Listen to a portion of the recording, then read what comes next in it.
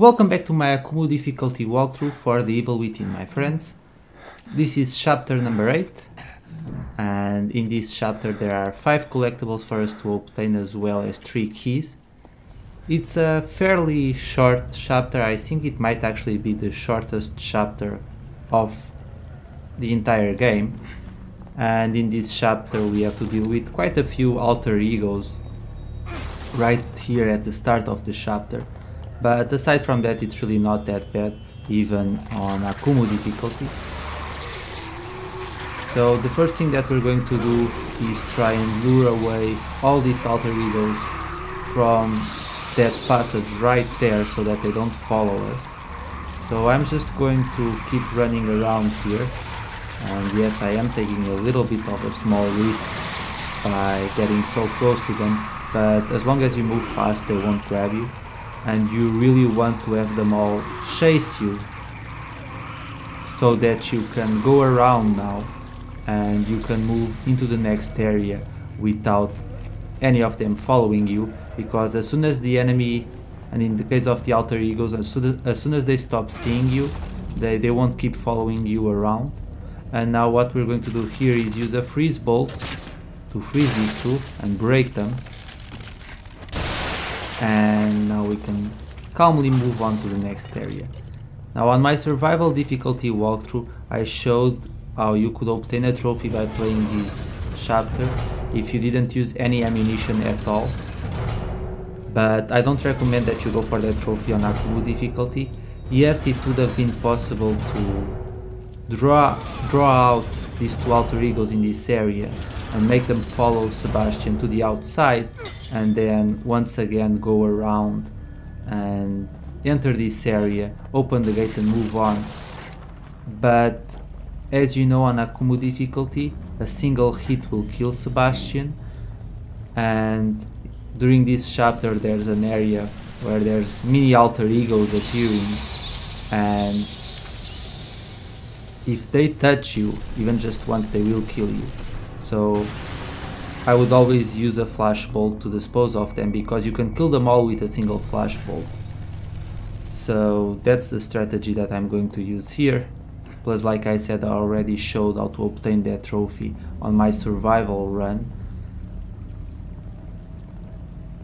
with AKUMU difficulty. I'm mostly concerned on showing you just how to get past this chapter in the best way possible, and also obviously show you the location of all the collectibles so that it's a complete walkthrough. As you try and open this gate, and I don't think that triggered their appearance, I'll have to try and open the gate a little bit more, but after a certain point the mini alter egos will start falling from the ceiling, and that's when you know that you have to run.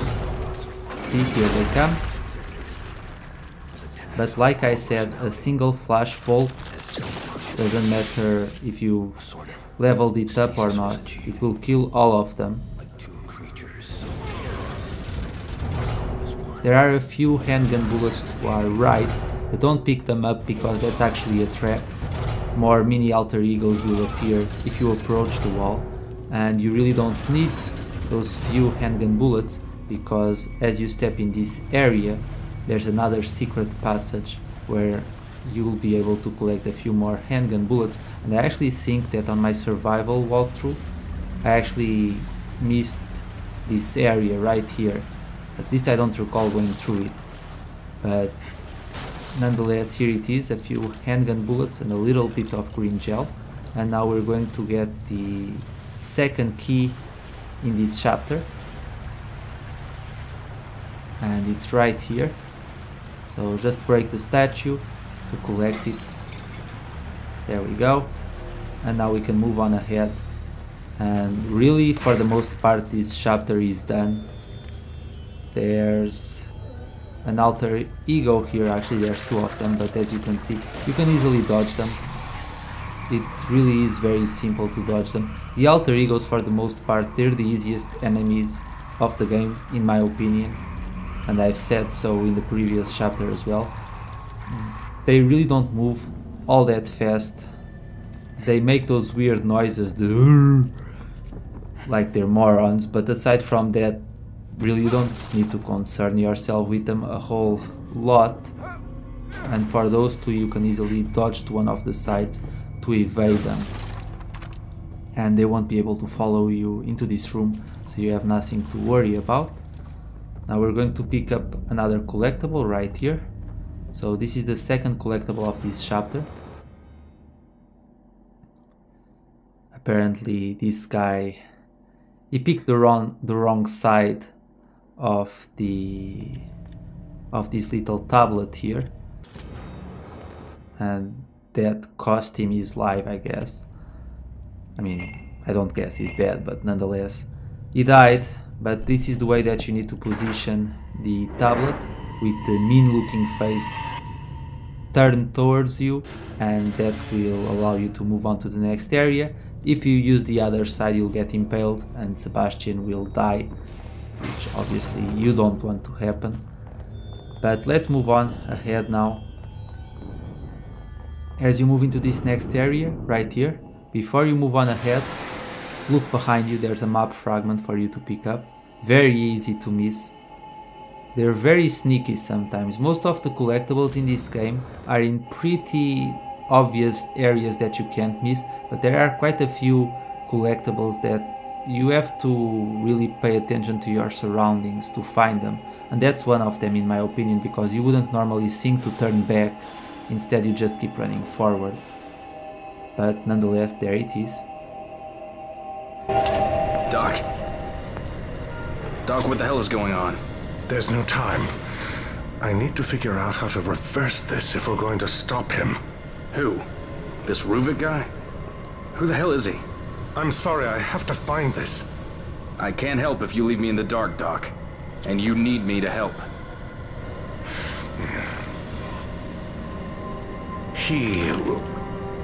We were working on a method. How can I explain this? It's like linking brains together. Sharing everything on an electrochemical level. Emotion, memory, perception, everything. Directly. It's unprecedented. The implications on psychology, on pharmaceuticals, on consciousness itself. Are you serious? It's a fucking nightmare. Well, I didn't say it was perfect. Especially not with such a unstable host. Great. So your research partner is a psychopath. And we're all inside his head. Not exactly, no. All of us are contributing on some level. But he's the only one with conscious influence. You know how he thinks. What does he want? Well, it's just a theory, but I'd say he wants us dead.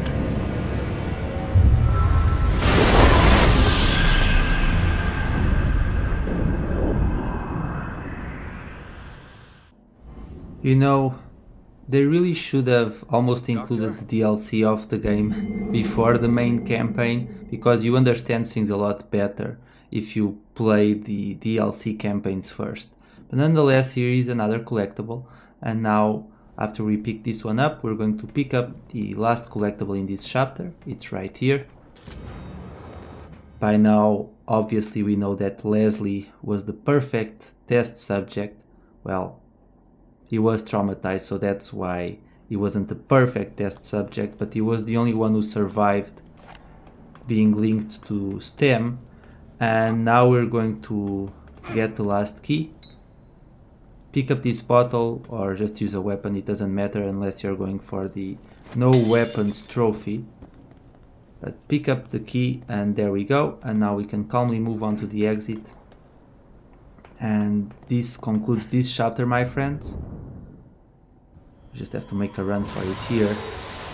We'll have to battle this guy later on, as you know. And I tell you, out of all the boss fights, that one is one of the most annoying. But we'll deal with him when chapter 10 comes around. At least I think it's in chapter 10 that we battle him, if memory serves me right. But like I said, this concludes this chapter, my friends. Thank you so much for watching. And we're being watched here. I hope you found this video useful, and I'll see you all later for the next part. Take care.